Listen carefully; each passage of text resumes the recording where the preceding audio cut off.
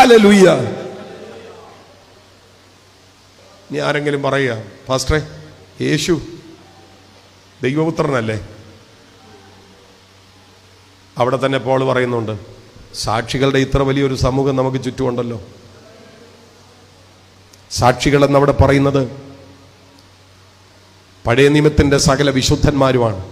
എബ്രായ ലേഖനം 11-ാം അധ്യായം മൊത്തം നിങ്ങൾ ശ്രദ്ധിക്കണം. ഹാബേൽ, ഹാനോക്ക്, നോഹ, അബ്രഹാം, സാറ, ഇസഹാക്ക്, യാക്കോബ്, യോസഫ്, മോശ, രാഹാബ്, ഗിദയോൻ, ബാരാക്ക്, ശിംശോൻ, ഇബ്താഹ്, ദാവീദ്, ശമൂവേൽ. എന്തായിരുന്നു ഇവരുടെ വിശ്വാസത്തിന്റെ സവിശേഷത? ഹാബേൽ വിശ്വാസത്തിന്റെ ആരാധന, ഹാനോക്ക് വിശ്വാസത്തിന്റെ നടപ്പ്, നോഹ വിശ്വാസത്തിന്റെ പ്രവൃത്തി, അബ്രഹാം വിശ്വാസത്തിന്റെ അനുസരണം, സാറ വിശ്വാസത്തിന്റെ എണ്ണൽ, ഇസഹാക്ക് വിശ്വാസത്തിന്റെ അനുഗ്രഹം, യാക്കോബ് വിശ്വാസത്തിന്റെ പ്രാപനം, യോസഫ് വിശ്വാസത്തിന്റെ അധികാരം, മോശ വിശ്വാസത്തിന്റെ നിർഭയത്വം, രാഹാബ് വിശ്വാസത്തിന്റെ വിടുതൽ, ഗിദയോൻ വിശ്വാസത്തിന്റെ വിജയം, ബാരാക്ക് വിശ്വാസത്തിന്റെ അത്ഭുതം, ശിംശോൻ വിശ്വാസത്തിന്റെ ശക്തി, ഇബ്താഹ് വിശ്വാസത്തിന്റെ സ്ഥൈര്യം, ദാവീദ് വിശ്വാസത്തിന്റെ ആശ്രയം, ശമൂവേൽ വിശ്വാസത്തിന്റെ ആർജവം. ദേ നോക്ക്, നിരന്നു നിൽക്കുകയാണ്. ഹല്ലേലൂയ.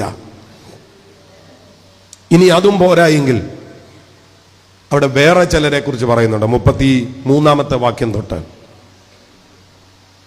അവർ രാജ്യങ്ങളെ അടക്കി, നീതി നടത്തി, വാഗ്ദത്തം പ്രാപിച്ചു, സിംഹങ്ങളുടെ വാ അടച്ചു, തീയുടെ ബലം കെടുത്തി, വാളിന്റെ വായ്ക്ക് തെറ്റി, ബലഹീനതയിൽ ശക്തി പ്രാപിച്ചു, യുദ്ധത്തിൽ വീരന്മാരായി തീർന്നു, അന്യന്മാരുടെ സൈന്യങ്ങളെ ഓടിച്ചു.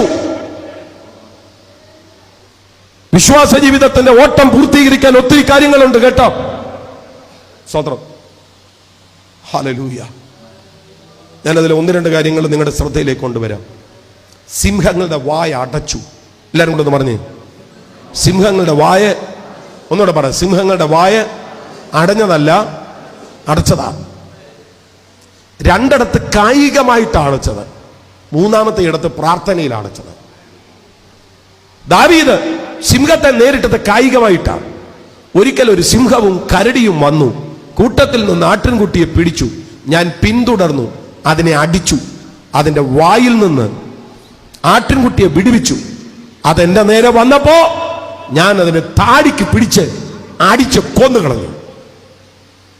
കായികമായിട്ടാണ് നേരിട്ടത്. ഗിദയോന്റെ നേരെ ഒരു സിംഹം വന്നു, കയ്യിലൊന്നും ഇല്ലാതിരിക്കെ അവനൊരു ആട്ടിൻകുട്ടിയെ പോലെ അതിനെ കീറിക്കളഞ്ഞു. പക്ഷേ ദാനിയേൽ കായികമായിട്ട് നേരിടുകയല്ലായിരുന്നു. ദാനിയേൽ സിംഹത്തിന്റെ വായടച്ചത് പ്രാർത്ഥന മുറിയില്ല. രേഖ എഴുതിയെന്നറിഞ്ഞപ്പോ മുൻപേ ചെയ്തു വന്നതുപോലെ യെരുശലേമിന് നേരെയുള്ള കിളിവാതിൽ തുറന്നിട്ട് അവൻ ദിവസം 3 നേരം ദൈവസന്നിധിയിൽ മുട്ടുകുത്തി പ്രാർത്ഥിക്കുകയാണ്. ഹല്ലേലൂയ. പ്രശ്നം വരുമ്പോഴും ദൈവസന്നിധിയിൽ മുട്ടുകുത്താമോ? ജീസസ്. സിംഹത്തിന്റെ വായ നിനക്ക് വേണ്ടി അടയും. അടച്ചതല്ല, അടഞ്ഞതല്ല. കമോൺ, അടഞ്ഞതല്ല. ഉച്ചത്തിൽ പറ, അടഞ്ഞതല്ല. കമോൺ, അടഞ്ഞതല്ല, അടച്ചതാ. Glory to God. നിന്റെ പ്രാർത്ഥനാ മുറിയിൽ നിനക്കെതിരെ വാപിളർന്ന് നിൽക്കുന്ന ചിലതിന്റെ വായെ അടയ്ക്കാൻ പറ്റും. ഇത് പലതിനെ നശിപ്പിച്ചിട്ടുള്ളത്. പക്ഷേ കർത്താവുമായിട്ട് നിരന്തര സംസർഗത്തിലിരിക്കുന്ന നിനക്കെതിരെ വാ തുറക്കാൻ അതിനൊക്കത്തില്ല. നിന്റെ മുൻപിൽ അതിന്റെ വായെ അടയും. എനിക്ക് ഇഷ്ടപ്പെട്ട അടുത്ത പ്രയോഗം എന്താണെന്നറിയാമോ? തീയുടെ ബലത്തെ കെടുത്തി. തീ കെടുത്തിയില്ല, തീയുടെ ബലത്തെ കെടുത്തി. ഓ, അതൊരു ഭയങ്കര റെവലേഷനാണ്. നിങ്ങൾക്കറിയാമോ, തീയുടെ ജ്വാലയല്ല അതിന്റെ ബലം, ആ ജ്വാലയുടെ നിറമല്ല അതിന്റെ ബലം, ആ ജ്വാലയുടെ പ്രകാശമല്ല അതിന്റെ ബലം. അതിന്റെ ബലം എന്താണെന്നറിയണമോ? അതിന്റെ ചൂടാ, അതിന്റെ ചൂടാ. വിശ്വാസത്താൽ അവർ തീയുടെ ബലത്തെ കെടുത്തി. ഞാൻ പറയാം പ്രിയപ്പെട്ടവരെ, മടുപ്പ് തോന്നുന്നുണ്ടെങ്കിൽ ഇവരെ ഒന്ന് ശ്രദ്ധിച്ചാണ്. നിങ്ങൾക്കെതിരെ കത്തുന്ന ചില പ്രതിസന്ധികളുടെ തീയെ നിങ്ങൾ കാണുന്നുണ്ടാകാം. ഞാൻ നിങ്ങളോട് ആത്മാവിൽ പറയാം, പ്രാർത്ഥനാ മുറിയിൽ അതിനെ കൈകാര്യം ചെയ്യുകയാണെങ്കിൽ തീ അവിടെ കത്തും, പക്ഷെ അതിന്റെ ബലം കാണത്തില്ല. ഈ കൂട്ടായ്മ കഴിഞ്ഞ് നീ ചെല്ലുമ്പോൾ നിന്റെ പ്രതിസന്ധി അവിടെ കാണുമായിരിക്കും, പക്ഷെ അതിന്റെ കരുത്ത് അവിടെ കാണത്തില്ല. ആ രോഗത്തിന് നിന്നെ നശിപ്പിക്കാൻ പറ്റത്തില്ല. ആ പ്രതിസന്ധിക്ക് നിനക്ക് ശവപ്പെട്ടി പണിയാൻ പറ്റത്തില്ല. വിശ്വാസത്താൽ അവർ തീയുടെ ബലത്തെ കെടുത്തി.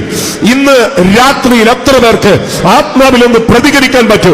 എനിക്കെതിരെ ഉയരുന്ന ചിലതിന്റെ ബലത്തെ യേശുവിന്റെ നാമത്തിൽ ഞാൻ കെടുത്തുന്നു. ഒന്ന് പോരാടി പ്രാർത്ഥിക്കാൻ പറ്റുന്നവർ ഏതാണ്ട് ഈ യോഗത്തിന്റെ അവസാനത്തെ മിനിറ്റുകളിൽ ഒന്ന് പോരാടി പ്രാർത്ഥിച്ച് യേശുവിന്റെ നാമത്തിൽ ആ പ്രതിസന്ധികളെ നിങ്ങളൊന്ന് അഡ്രസ് ചെയ്ത്, അത് ക്യാൻസർ ആകട്ടെ, അത് ഫാറ്റി ലിവർ ആകട്ടെ, അത് ഹാർട്ട് ഡിസീസ് ആകട്ടെ, അത് ട്യൂമർ ആകട്ടെ, യേശുവിന്റെ നാമത്തിൽ അതിന്റെ ബലത്തെ ഞാൻ കെടുത്തുന്നു.